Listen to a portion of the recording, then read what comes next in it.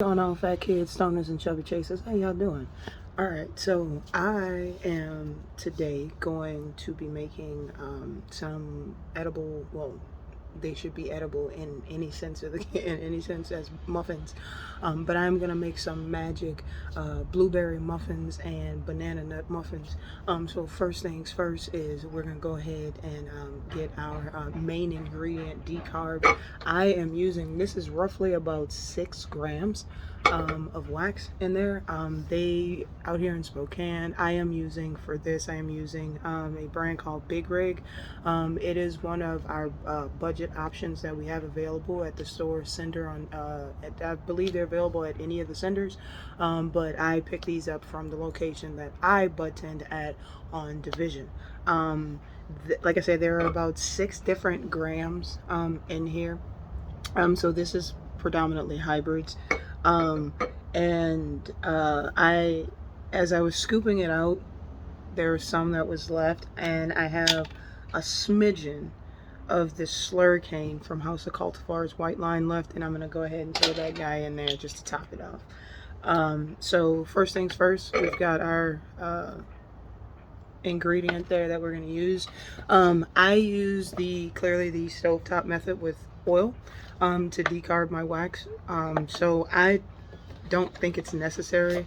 You can use whatever oil. This is some oil that I've used before to do some other stuff, but we're going to pour some oil in that pan there. We're not going to be eating the oil. Nothing in here should come in contact with your oil, so you should be good. All right, then we're going to set this guy in the oil. I'm going to turn our stove thing on here. That's on. I'm going to put mine around mid-range, and we're going to let that start melting. Once it melts, it actually gets to kind of a more of a liquid state before it starts to bubble. That's when I'll go ahead and put my lid on the top there to try to keep the fumes in, and also not so it doesn't smell too much. So we'll be back with that. Here it is, as it's starting to melt a little bit. Because there's some bubbles starting to form, I'm gonna go ahead and put my lid on mine now, and we'll be back at another point so we can see it as it continues to decarb. Alright, I'm not sure if you can really see it. There is some smoke that's in there. This is through the glass that I have on top of my decarb jar down there. But as you can see, the wax is starting to bubble. It'll bubble a little bit more aggressively here as it goes on, and then once it stops, we know we're done. Here's a much better. Just went on ahead and took that lid off. I'm outside, so we should be good with the scent or the smell. That's really the only reason I cover it, is to try to keep some of that smell on the inside, not too heavy, because this way you will get a lot of your aroma, a lot of the weedy aroma. So if you're doing it inside, just at least your kitchen is gonna smell like a good smoke sesh. So that's really the reason I keep my lid on. I'm outside, so I don't have to, but this is the wax decarbing itself. Well, not itself, but you know what I'm saying.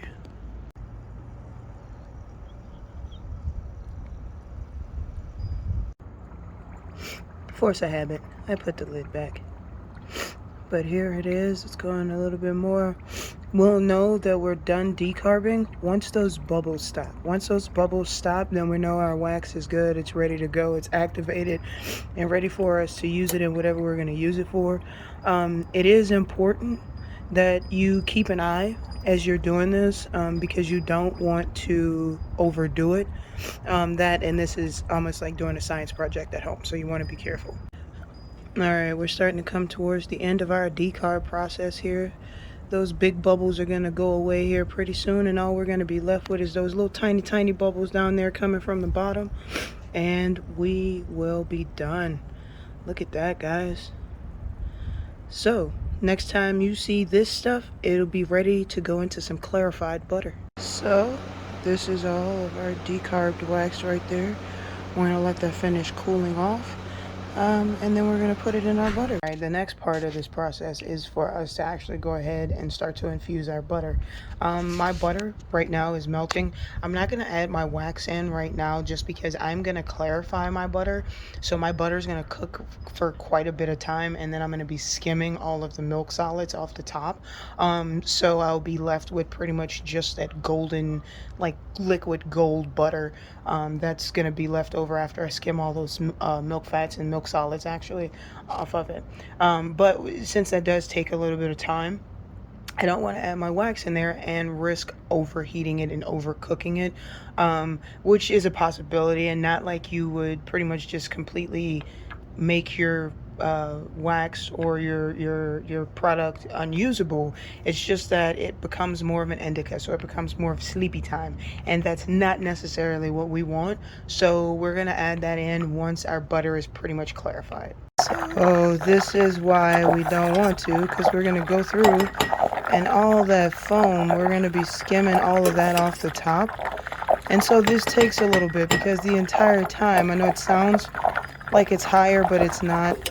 But the entire time this butter is actually still on and still cooking. And so we don't want it to get too hot. So I'm gonna continue doing this slow process here. And what we'll be left with is pretty much that pure gold stuff that's down there at the bottom. And then we'll be adding in our magic. Alright, so this is my butter pretty much almost done clarifying. We've got majority, you can see there, of those milk solids and the foam and such that comes off after you're clarifying. We've got a majority of that off. We're going to let that sit there on low and continue to get as much of that off as possible. Alright, now we're going to strain that into there. That way we make sure, try to keep some of those milk fats in there. The strainer will help to keep it from going in, but then that beautiful stuff at the bottom there is what we're going to infuse. And then those are the milk fats that are left in the strainer. Alright, so we've cleaned out our pot there. I'll put that butter back in there. We've got our guy there on, not too high. We're going to heat that up, and once we know that that's warm enough, then we're going to go ahead and add in our wax.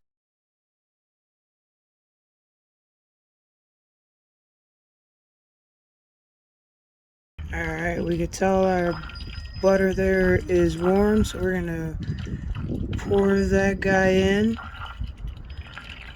and then we're going to stir that in.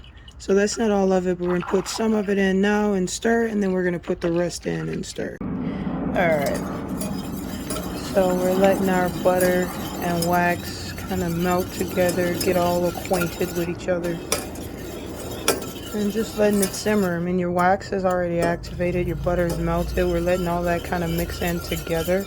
And then once that's all mixed in and you're all good to go, you've got a good mix, you can go ahead. If your recipe calls for melted butter, you're good to use it. If it calls for solid butter, go ahead and put that in the fridge, let that set, and then you're good to use it. And I couldn't find my butter mold, so I'm just giving it one last little swirl here, make sure everything's all mixed in together. And I cleaned out, clearly, a maraschino cherry jar, and we're gonna let our butter solidify in that. So we're gonna cover that up, put that in the freezer, and we'll be back to show you the butter. Alright guys, here it is a few hours later, and our butter is all solid now. Now it's ready for us to use.